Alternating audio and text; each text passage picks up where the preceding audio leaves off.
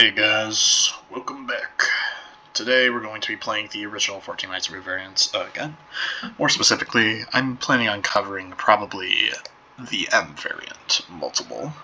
So we're just going to go and get into it. The way Multiple works is each colored cell, or I'll call them colored cells. Each colored cell counts as 2 mines for the clues. So for instance, you can see the 6 right here. Each of these colored cells is counting as 2, so you get a total of 6. And you can see they can be combined, or in the case of 3 right here, they are all black, and that is more or less it, really. And it's interesting to note, I don't know if I mentioned this in an earlier video or not, that this is the first variant we're going to be looking at for the original game that deals with changing what a clue actually does. All the ones on the left side here deal with applying rules to just the placement of mines as a whole. So like for instance this one, this is just a broad rule, it doesn't actually affect the clues themselves, whereas these all impact clues in different ways. So we're just going to go ahead and start off with a nice easy one of these. Since we're playing multiple, this 5 means that all of these are actually filled in, since you get 2, 4, 5. So you can just click that and finish it. And you can note that a lot of the same kinds of logic apply here, where for instance, we could actually just finish this 3, but for sake of argument, even if we couldn't, we still know that the difference between these two is 0, so the difference between this group here and this group here must also be 0. There we go. You can just kind of finish some stuff off. Since you already have 5 here, we know there must be 1 mine left. This counts as 2, so we know it cannot be that one. And a lot of multiple logic actually kind of goes down to a concept of parity, where the basic idea is, let's just, we know there's 1 mine here, so let's just consider this number of mines here, right? It's 5, but we also know that this is an odd number. Since this number is also odd, we thus know that any remaining, mines we choose to put here must be an even number. So that means that specifically we must have an even number of black cells filled in. The only way to get that with 1 black cell is to just not fill it in at all. So there we go. Since we're at 4 up here, we know this group has 3. Same kind of parity idea could be used here, where we know that since it's an odd number and this total area is an even number, we need to get an odd number of black cells as well. But we also just generally know, since there's 3 cells here, that there need to be exactly 1 down here, so that one just cannot be filled in. And additionally, actually, we can also get that there are 3 cells in this region as well, so none of these are filled in. And since there's 1 here, this colored cell cannot be filled in. We also know there's exactly 1 mine here, which means 2, 4. There we go. That finishes up this. And from here, we know that generally with 1 clues, you can just always mark off the colored cells, since those will just simply never really be able to be used. Alright, now I think we might have actually reached a point where we need to start thinking about this in terms of mine count. So, okay. No, not necessarily, actually. First, let's assume that this one is filled in, correct? Then we know none of these can be filled in, since we're already at 2, and we have reached a point where that fills in both of these. Now, this actually might not run into any contradictions. I was thinking it would, but no, not necessarily. So yeah, that being filled in works completely fine. What if, for instance, if this one's filled in, then we know that we're already at 7, so we can finish off any of these.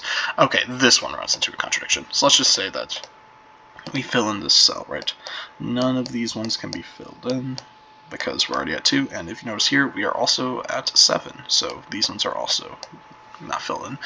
This one then has no mines by it, which is a problem, so we know that one must be the case.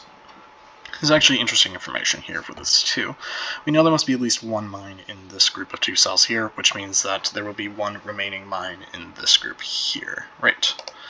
Just kind of trying to fill it out. And that means there's this bottom left corner cannot be a mine, because that would overload it. Use the same kind of logic here. There's 1 mine there, 1 mine there. That cannot be a mine, and the 7's actually just finished off. And from here, we can kind of just click through some of the cells. You can see we have no cells left, so there are no mines left. So there we go. Cool. That's a simple multiple one, and I might run through 1 or 2 of the more complicated exclamation mark multiples. I haven't actually unlocked 7x7, so maybe what I'll do is I'll unlock that, and then we'll go through 1 or 2 quad multiples, since we now know both of those variants. So here we go. Okay, the first thing to note is, due to the way this sum works, we know we can get at most 3 mines off of the black cells, right? Which means we need to get at least 3 off of the colored cells. Which really means, since those are always going to be even, we need at least 4 and at most 2. And we can actually see that there are exactly 4 mines we can get through there, so there are exactly 2 in this region. Using some logic we used earlier, we know that there are exactly 2 mines in this group. This one cannot be a mine then. It's a fairly standard deduction. Okay. So now then, let us consider a few things. First of all, if these ones are filled in at all, then this one will not be filled in. But it's also important to know if these ones aren't filled in. Like, I guess rather by way of saying what I'm trying to say here is that there will always be an even number of black cells filled in for this group, which means this one can never be filled in, since this is an even number as well, and we need to keep an even parity. So we can just mark that off, and okay. So this is interesting. We know at minimum 1 of these cells will be filled in, right? Just because from here we get 7. So that is something that's good to know. But we also know, just from the fact that there will be 1, 2, 3, 4, or 3, 4, 5, 6, there will also be 1 of these ones filled in. So what this means is, if we assume that this one is not a mine, right, then both of these must be filled in, which is too many, because in order for this 2 to work, we need exactly 2 mines there. Thus, we get that this one must be filled in. And from here, actually, this also tells us that since we know 1 of these 2 must be filled in, that actually just gives us the 4, so neither of those are filled in. There we go. And we can actually make a similar style deduction here. Since there's a 2 here, at most 1 of these can be filled in, at most 1 of these can be filled in for the same reason. That just gives us our 4, so we know exactly 1 mine here, 1 mine here. So none of these can be mines. There we go. There's only 1 black cell here, parity requires 2, so that cannot be filled in. And from here we can kind of just click through some of them. It looks like we're getting fairly close. This 8's just finished, 3's finished. This 9 is also finished, since we got rid of 1 of the black cells there, we knew that, and we knew there had to be an odd number of black cells due to the parity. That could be the only one, so that's kind of where that deduction came from that I clicked through. This 7's just finished, and lastly, we know there's only 1 mine left. There must be 1 mine next to the 6 to finish it off. This therefore cannot be a mine. That 6 is finished. There we go. Alright, and now we move on. From parity, we know this cannot be the case. Since there's 1 colored cell here, there can only be 1 more black cell filled out here, and neither of those can be filled, so there we go. Okay, from here we might want to look at a general idea of just, I guess, kind of running through 2 possibilities, which are that one's filled or that one's filled. If this one's filled, then we know this 2 is finished already, so this would be the only remaining mine. Of course, in order to keep parity, we know, I guess here, I'll mark this one because it's going to be irrelevant. It's not a mine. For the parity argument I talked about earlier, this 5 can only have 1 black cell, so we get this. This one's implicitly not there. We don't even need this. So, in order to finish with this 5, we need both of these to be filled in, right? That gives us 5 here, but it also gives us 4 here, which is more than what we need. Therefore, we can argue this must be the one that is filled in. Okay. So we additionally now know that at minimum 1 of these 2 black cells will be filled in, right? And my argument for that is there will be at most 1 mine up there. And since that means that we can have up to 2 black cells filled in, parity requires that we have exactly 1, right? So we get 1 black cell, 1 colored cell, that puts us to 3. That means that we need 1 of these 2 gray cells to be filled in. So there you go. Like, we know there has to be exactly 1 of those. And that tells us that since there will then only be able to be 1 black cell left for this 3, neither of these are filled in. Okay. From this 4, we know that the 1 black cell for the 3 now must be in this region. We can kind of just use that, doing that using, similar kinds of arguments we've used in the past, where we know that there must be at least 2 here. This one can only have 1 black, therefore 1 black there. Both of these are filled in. Neither of these are filled in. And that tells us now about this. The black for this 5 is that must be 1 of these 2, which means this 3's one also is 1 of those 2. Therefore, that is not a mine. This 1 is finished. This 2 is now also finished by parity. This 3 is done as well. Okay. And now then, for this 9, we already have 2 mines here. we know there must be an odd number, so there must be one more blank mine right there. It puts us up to 3, which means 4, 5, 6, 7, 8, 9. There we go. This 3, of course, is already gotten too many for there to be another color, so that's just going to be like that.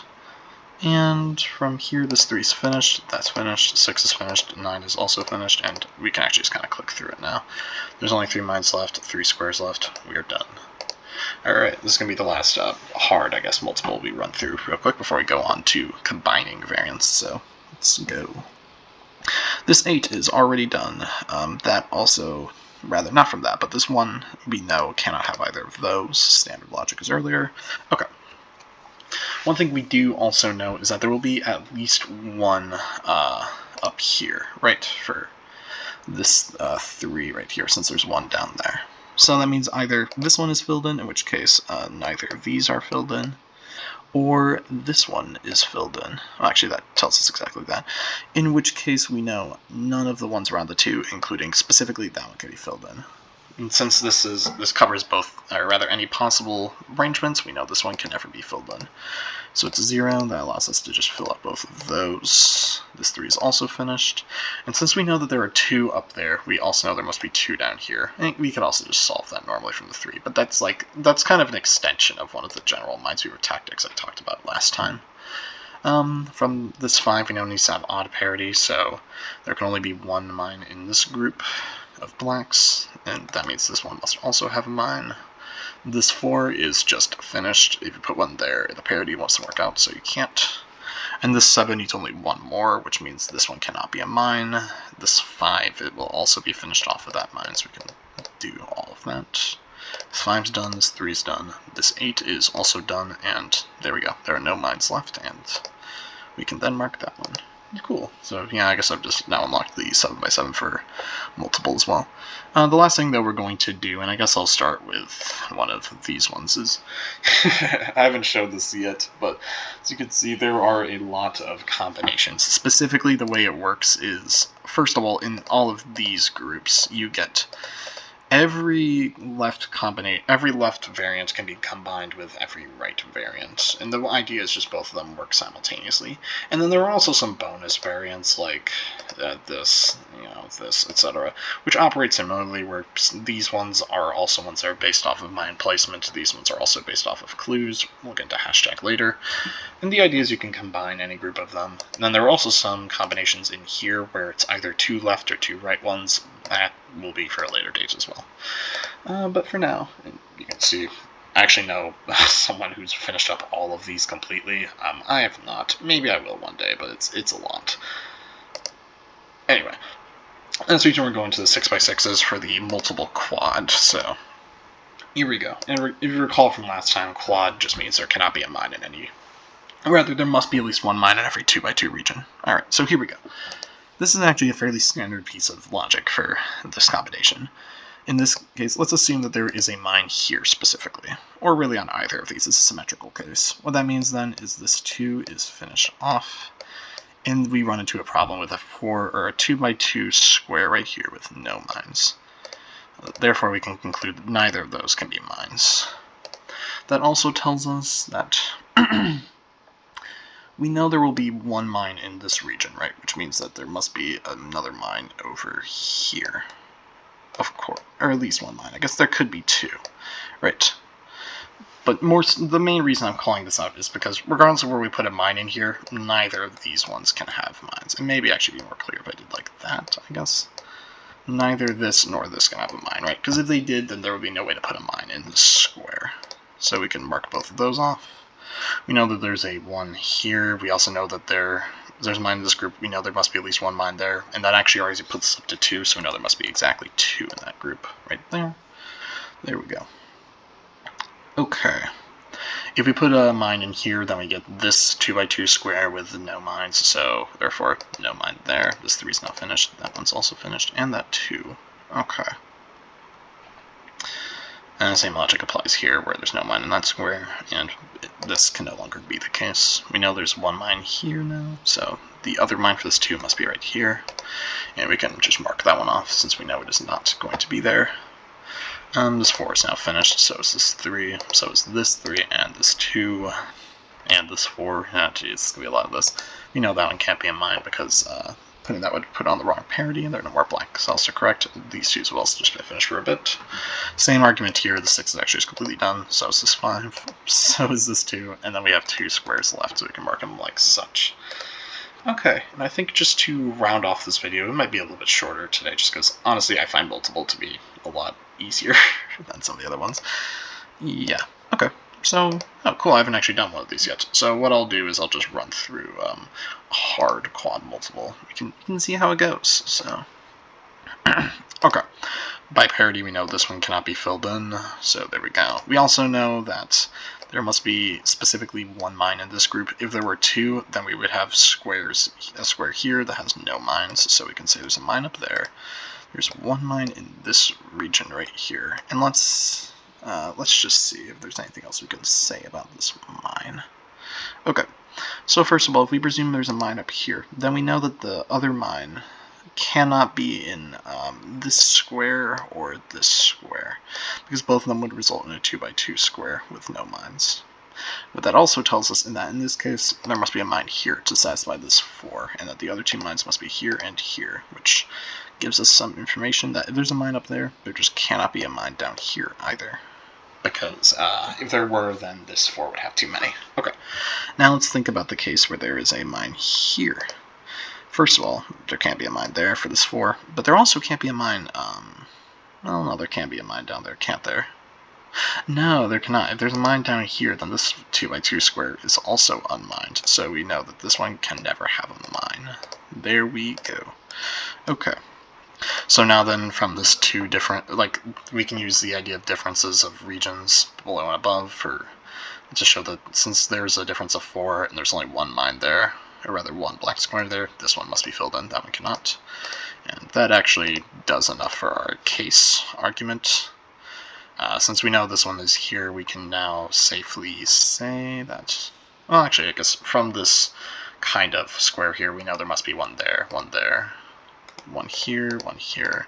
Yeah, we can see it did work out the way that our case suggested it would. By parity, there's a mine there. This area is finished. 2, 3, 4. Okay. So if there's a mine in either of these 2, it finishes up the 6, but both of them will have a square left over. You can kind of see, like, for instance, like here, it will have a square right there. And there's a similar argument for the other one, so we can mark both of those off. This 4 requires that. There, and 6 requires this, and this 8 is actually already finished. 1, 2, 3, 4, 5, 6, or rather 6, 8. There we go. And this 6 is also already finished. This 3 is now finished, and there are no mines left, and no, or rather, it's 1 area that we can mark off. So there we go. All right, yeah, a bit of a shorter one for today, but you know, it's all good. Yeah.